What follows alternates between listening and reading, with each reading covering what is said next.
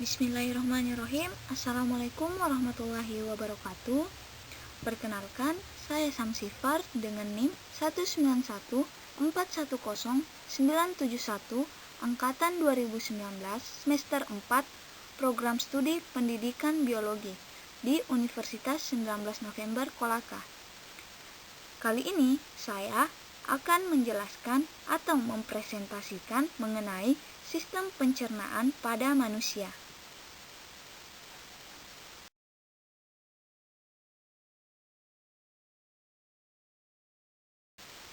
Pengertian sistem pencernaan. Sistem pencernaan merupakan sistem organ yang mencerna makanan untuk menjadi energi dan nutrisi yang dapat diserap dan berguna bagi tubuh. Di mana sistem pencernaan ini sampai pada tahap mengeluarkan sisa-sisa yang telah diproses dan akan dikeluarkan melalui anus. Di dalam sistem pencernaan terdapat juga yang disebut dengan saluran pencernaan atau yang biasa disebut dengan saluran gastrotensial. Nah, saluran pencernaan ini merupakan saluran yang memanjang dari mulut hingga ke anus. Nah, saluran inilah yang berfungsi untuk mencerna, memecah, dan menyerap gizi makanan yang akan dikirimkan melalui peredaran darah.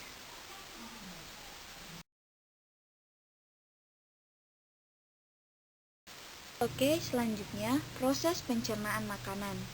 Proses pencernaan makanan pada manusia dibagi menjadi dua proses. Yang pertama secara mekanik dan yang kedua secara kimiawi. Yang pertama secara mekanik, di mana pada cara mekanik ini proses pencernaan itu dilakukan dengan mengunyah sehingga makanan yang kita konsumsi tadi menjadi halus seperti bubur. Sedangkan secara kimiawi merupakan proses pencernaan makanan dengan menggunakan bantuan enzim yang nantinya enzim-enzim tersebut akan membantu menghancurkan ikatan-ikatan senyawa kompleks yang ada pada makanan yang kita konsumsi.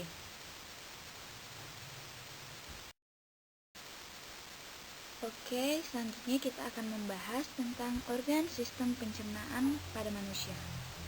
Adapun organ-organ yang terlibat dalam sistem pencernaan manusia, yang pertama yaitu mulut, selanjutnya tenggorokan dan kerongkongan, lambung, usus halus, usus besar, rektum, dan anus. Oke, di sini kita akan membahas satu persatu tentang organ sistem pencernaan pada manusia. Organ sistem pencernaan yang pertama adalah mulut. Mulut merupakan langkah pertama dalam sistem pencernaan manusia. Proses pencernaan dimulai saat kita mengambil gigitan pertama pada makanan. Nah, pada saat itu juga terjadilah disebut juga sebagai sistem pencernaan.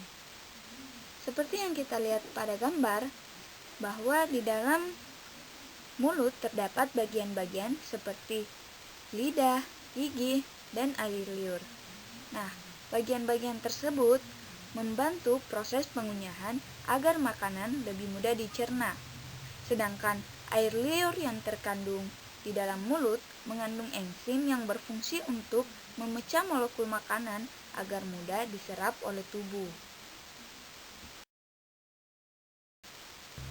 Organ selanjutnya adalah tenggorokan atau yang biasa kita sebut sebagai faring dan kerongkongan yang biasa disebut sebagai esofagus.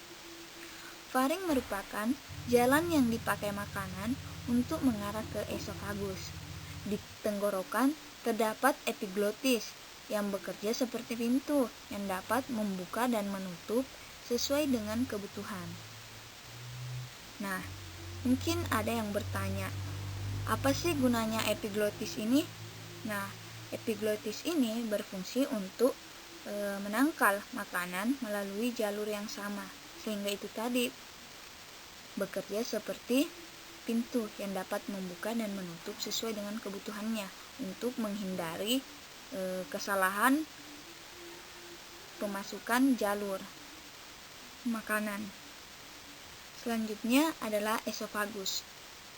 Esofagus merupakan organ yang berbentuk seperti tabung berotot, yang letaknya menghampar dari faring sampai ke lambung.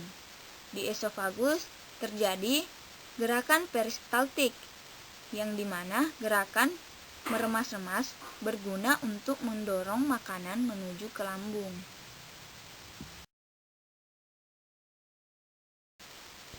Organ selanjutnya adalah lambung. Seperti yang kita lihat pada gambar, bahwa lambung merupakan organ yang berbentuk seperti huruf C. Selain itu, di gambar juga dapat kita lihat bahwa lambung itu terletak di antara esofagus dan usus halus bagian atas. Selain itu, dalam gambar kita juga dapat melihat bahwa terdapat 3 bagian lambung, yaitu yang pertama, lambung bagian atas atau kardia, yang kedua, lambung bagian tengah atau fundus, dan yang ketiga, lambung bagian bawah atau pilorus. Adapun fungsi lambung, selain berperan dalam menyimpan makanan, lambung juga berperan dalam membaut dan menghancurkan makanan menjadi format yang lebih gampang untuk diserap. Fungsi tersebut dilaksanakan oleh enzim dan asam yang diproduksi di lambung. Organ selanjutnya adalah usus halus. Usus halus merupakan organ sistem pencernaan terpanjang pada manusia yang memiliki ukuran yang berkisar antara 670 cm sampai dengan 760 cm. Seperti yang kita lihat pada gambar, bahwa usus halus dibagi menjadi 3 bagian. Yang pertama, usus 12 jari, yang kedua, usus kosong, dan yang ketiga, usus penyerapan atau ileum. Yang pertama, usus 12 jari. Usus 12 jari ini terletak di bagian usus setelah lambung, yang berfungsi untuk mengalirkan makanan ke usus halus dan mencerna makanan secara kimiawi. Terus yang kedua, jejunum atau usus kosong.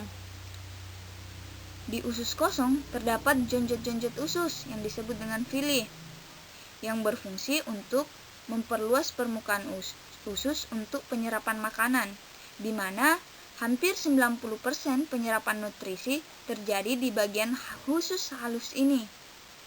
Dan selanjutnya akan diedarkan ke dalam aliran darah dan limfa. Bagian yang ketiga, ileum atau usus penyerapan. Sari-sari makanan atau nutrisi-nutrisi yang tidak dapat diserap oleh kedua bagian usus tadi akan diserap kembali di usus penyerapan ileum. Di ileum juga terdapat villi. Nah, selain itu di usus halus terjadi gerakan kontraksi peristaltik untuk mendorong makanan dari satu bagian ke bagian lain. Sisa-sisa makanan yang tidak dapat diserap oleh usus halus ini akan diedarkan ke usus besar. Organ selanjutnya adalah usus besar. Seperti yang saya jelaskan tadi, bahwa sari-sari makanan yang tidak dapat diserap oleh usus halus akan dibawa ke usus besar. Nah, di usus besar inilah sisa-sisa pencernaan diserap dan disimpan sebagai fases sebelum dieliminasi. Usus besar ini memiliki fungsi utama, yaitu untuk membusukkan sisa makanan atau limbah yang dibantu oleh bakteri Escherichia E. coli agar lebih mudah untuk dikeluarkan. Organ terakhir dari sistem pencernaan manusia terdiri dari rektum dan anus, di mana rektum ini terdiri dari sebuah ruangan yang berfungsi untuk menghubungkan usus besar dan anus. Nah, rektum ini sendiri berfungsi untuk menerima sisa makanan dalam bentuk fases. Terus selanjutnya, anus, di mana anus ini merupakan pintu terakhir dari sistem pencernaan manusia yang berfungsi sebagai tempat keluarnya fases. Itulah tadi beberapa penjelasan mengenai organ-organ sistem pencernaan pada manusia. Selanjutnya kita akan membahas tentang mekanisme singkat proses pencernaan pada manusia. Mekanisme atau proses sistem pencernaan pada manusia. Proses sistem pencernaan pada manusia berawal dari saat makanan masuk melalui mulut. Organ yang ada di dalam rongga mulut, seperti gigi, lidah, dan kelenjar mulut, ikut ambil bagian dalam proses ini, di mana di dalam mulut makanan dikunyah secara mekanik dan kimiawi. Makanan yang telah dikunyah tersebut akan melewati faring atau persimpangan saluran dari mulut ke kerongkongan. Setelah melewati faring, makanan kemudian masuk ke kerongkongan. Di dalam kerongkongan, makanan akan didorong menuju lambung. Gerakan ini disebut dengan gerakan peristaltik. Selanjutnya, setelah makanan sampai ke lambung, makanan akan diolah secara kimiawi dan mekanik. Secara kimiawi, dengan cara makanan akan dicerna oleh asam lambung, enzim pepsin, dan renin. Sedangkan secara mekanik, makanan akan diremas-remas di dalam lambung. Setelah dari lambung, makanan akan didorong ke usus halus, di mana di dalam usus halus ini sari-sari makanan akan diserap. Dari usus halus, makanan akan didorong ke dalam usus besar. Adapun fungsi usus besar adalah tempat untuk menyerap air dan mineral dari sisa-sisa makanan. Dan yang terakhir, ketika makanan yang sudah dicerna akan dikeluarkan melalui anus. Seperti itulah proses sistem pencernaan pada manusia. Demikianlah penjelasan dari saya mengenai sistem pencernaan pada manusia. Lebih dan kurangnya mohon dimaafkan. Wabillahi taufiq wal hidayah. Wassalamualaikum warahmatullahi wabarakatuh.